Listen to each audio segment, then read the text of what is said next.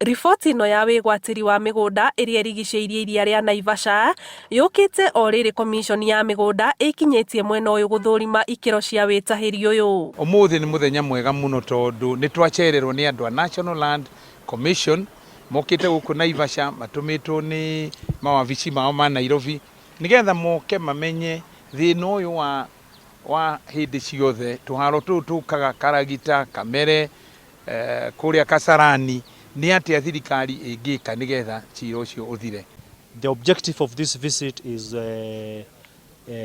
to develop a policy direction on how this problem of Lake Naivasha riparian encroachment could be addressed and put rest once and for all, because over time we have been complaining, government agencies have been coming here, parliamentarians have been coming here, but we have never had any tangible action. Riboti iria komishoni ino ĩkoretwo ĩkĩamũkĩra cia wici wa mĩgũnda iria-inĩ rĩa Naivasha irerĩkana ciongererekete na gĩcunjĩ kĩa 80% arĩa mamathagĩra iria-inĩ rĩrĩ makiuga icera rĩa komishoni ino rĩa gũteithĩrĩria gũtuithania ngucanio cia wĩgwatĩri wa mĩgũnda gĩcigĩrĩra-inĩ kĩa iria rĩa Naivasha.